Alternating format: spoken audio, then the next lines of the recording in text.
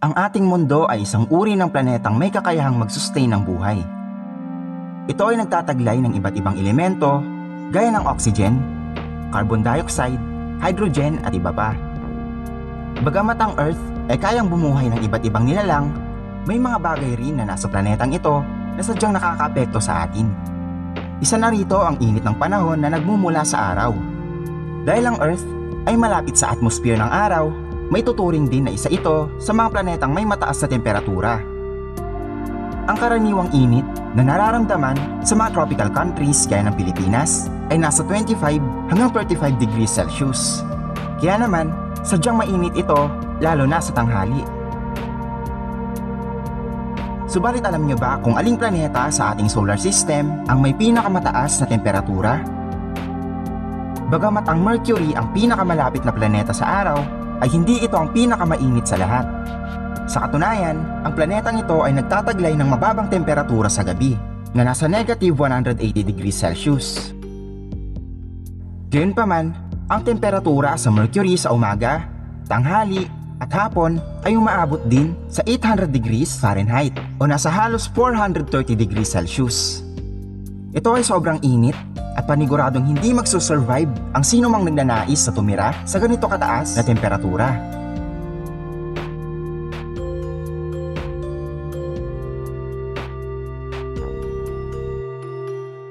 Ngunit kung hindi Mercury ang pinakamainit na planeta, ano nga ba ang tinaguri ang hottest planet sa ating solar system? Ito ay walang iba kundi ang Venus. Ang Venus ay pangalawa sa mga planetang pinakamalapit sa araw. Ito ay mas maliit ng konti kung ikukumpara sa laki ng Earth. Ang estimate na temperatura nito ay nasa 465 degrees Celsius. Ang Venus ay sobrang init dahil ang atmosphere nito ay sobrang makapal. At ang greenhouse gases nito ay karaniwang binubuo ng carbon dioxide na kung saan ay name-maintain nito ang init na nagmumula sa araw. Hindi gaya ng Earth na ang atmosphere ay hindi gaanong makapal at manipis. Kaya naman, napapanatiling nito ang lamig at init sa tamang pakiramdam ng bawat nilalang sa mundo. Bukod sa mataas na temperatura, ang Venus ay meron ding mga bulkan. Ngunit hindi pa napapatunayan kung ang mga bulkan na ito ay aktibo gaya ng mga bulkan sa ating planeta. Ngunit kung ang mga ito ay aktibo, maaaring maglabas ang mga ito ng lava, gas, at volcanic debris na siyang magdaragdag ng pagtaas ng temperatura nito. Dahil ang init ng Venus ay umaabot sa 460 degrees Celsius, hindi kakayanin ng sino man na mag-survive sa ganitong planeta. Dahil kung ang init na nasa 100 degrees Celsius ay katumbas ng init na tinataglay ng isang kumukulong tubig, paano pa kaya ang 400 degrees Celsius na temperatura ng isang planeta? Hindi natin masasabi na madaling mabuhay ang isang nilalang tulad ng tao sa tindi ng init na taglay nito. Kaya naman, hindi maituturing na habitable planet o planeta na kayang mag-sustain ng buhay ang Venus sa mga nilalang gaya ng halaman, hayop at tao.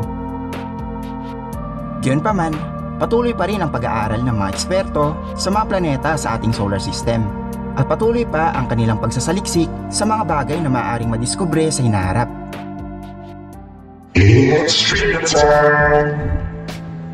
Alam niyo bang ang unang obserbasyon at pag-aaral sa planet Venus ay nangyari noong 17th century?